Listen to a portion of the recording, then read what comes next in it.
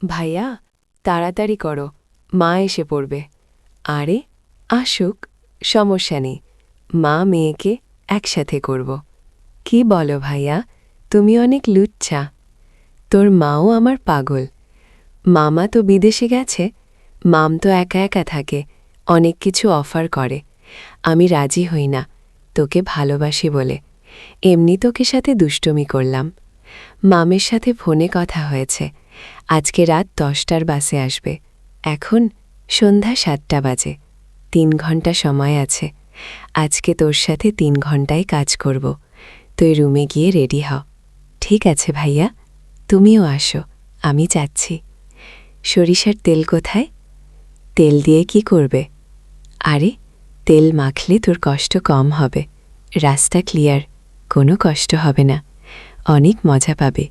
ভাইয়া আমার তো ভয় হচ্ছে, এটাই ফার্স্ট টাইম। আরে কিছু হবে না, তুই যা রুমে। ঠিক আছে ভাইয়া, তুমিও আসো। ওহ, তোকে তো অনেক সুন্দর লাগছে রে। কি কচি ডাব বানিয়েছিস, পানি অনেক মিষ্টি হবে। ভাইয়া শুধু তোমার জন্যেই যত্ন করে রেখেছি, কারো চোখ লাগতে দেইনি।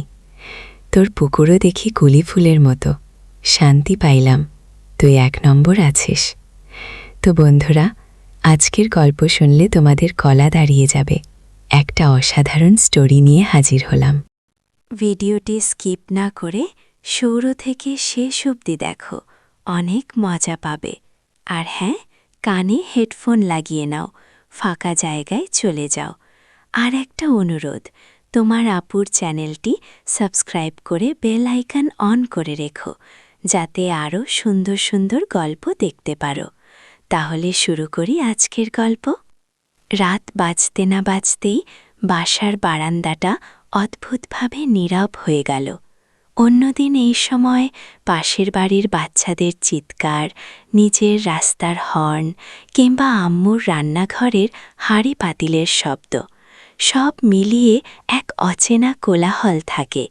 কিন্তু আজ নেই।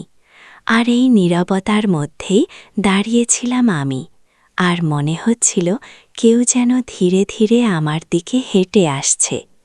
না, বাস্তবে কেউ আসছিল না, কিন্তু স্মৃতি সেটা আজ যেন 2 হাত বাড়িয়ে এগিয়ে আসছিল। কারণ আজ অনেক বছর পর ফেরত এসেছে সে, আমার শৈশবের সঙ্গী, আমার মামাতো বোন নীলা। রিয়াদ, চিনতে পারছিস? এই একটাই বাক্য আমার বুকের ভেতর বজ্রপাতের মতো নামল। তোর কণ্ঠটা বদলায়নি, নরম, পরিষ্কার আর অদ্ভুতভাবে শান্তকর একটা সুর আছে তাতে। অথচ ওকে শেষ দেখেছিলাম আমি 12 বছর আগে, তখন আমরা দুজনেই বাচ্চা। বোঝার আগেই নিজেদের মধ্যে একটা অদ্ভুত টান অনুভব করতাম, এমন টান যার নাম তখনও জানতাম না। অথচ আজ সে মেয়েটাই দাঁড়িয়ে আছে আমার সামনে, আরও পরিণত, আরও সুন্দর, আর চোখের ভেতর সযত্নে লুকানো সমুদ্রের মতো গভীরতা নিয়ে।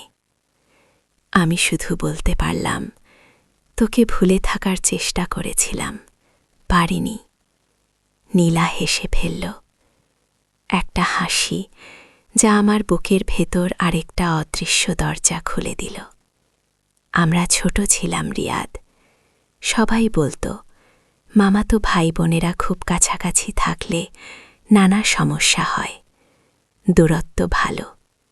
হয়তো সেই কারণেই আমার পরিবার আমাকে নিয়ে ঢাকায় চলে গেল। কিন্তু জানিস, ওই দূরত্বই আমাকে বুঝিয়েছে তোকে মিস করা বন্ধ হয়নি কখনো। আমি হয়তো তাকিয়েই থাকতাম যদি আমার পাশে রাখা গরম চা কাপটা হঠাৎ ঠান্ডা হয়ে না যেত। আমি বললাম, তুই ফিরে এলি কেন হঠাৎ? নীলা একটু চুপ করে থাকল, তারপর সেই উত্তরটা দিল যার জন্য আমার হৃদয় এত বছর অপেক্ষায় ছিল। কারণ বুঝেছি কিছু সম্পর্ক জন্মগত হলেও অনুভূতির পথ বন্ধ করা যায় না। আমি জানতে চেয়েছিলাম তোর অনুভূতিটা এখনো আছে কিনা।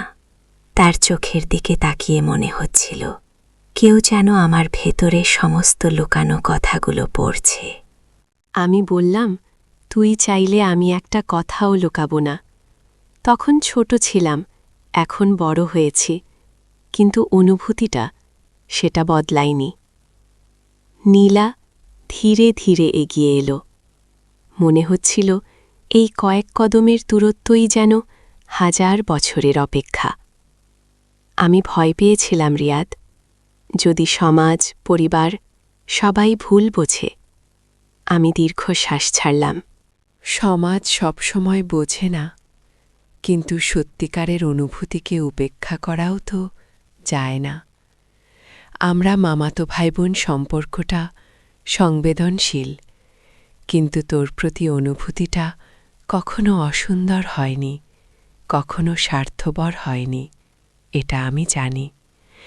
নীলা বলল, আমি শুধু চাই আমরা নিজেদের মতো সত্যটা বলি, চুপ করে না থাকি, সেটা যে পথেই যাক, ভালো বা কঠিন।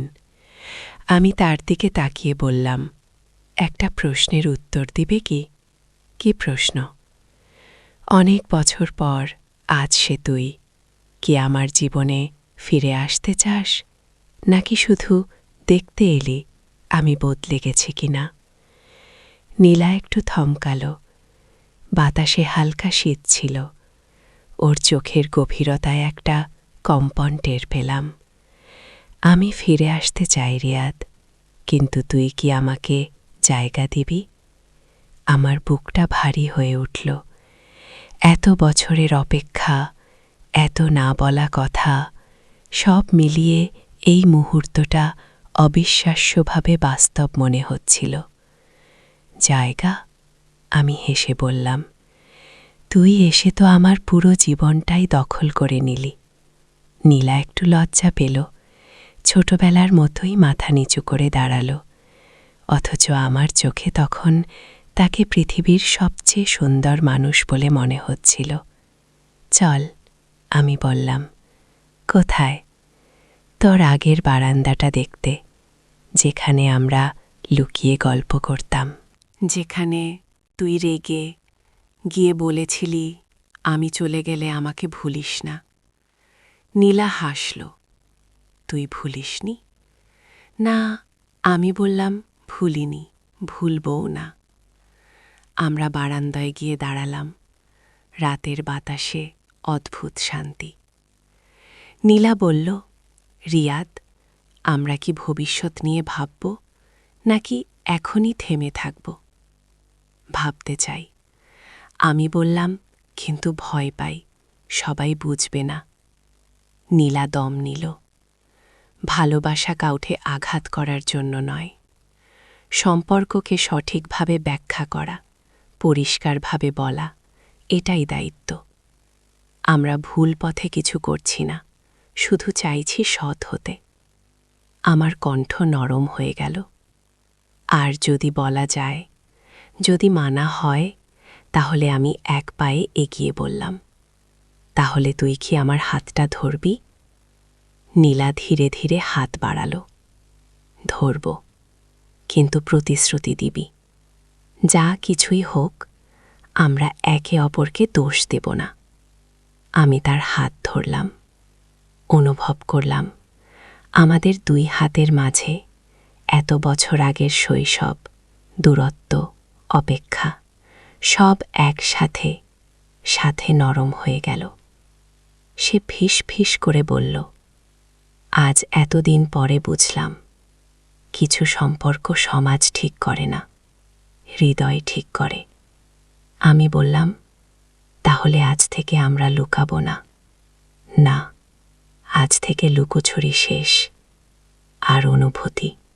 আমি জিজ্ঞেস করলাম, নীলা? চোখ বন্ধ করে বলল, ওটা তো কখনো বন্ধ হয়নি, শুধু সময়ের অপেক্ষায় ছিল। আমি তার পাশে দাঁড়িয়ে রাতের আকাশ দেখছিলাম।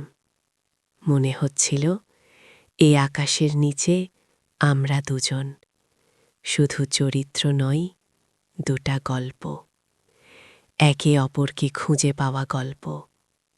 তার হাত এখনো আমার হাতে।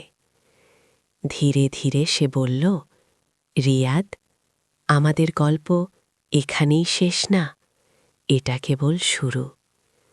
আমি মাথা নেড়ে বললাম, হ্যাঁ, একেবারে শুরু।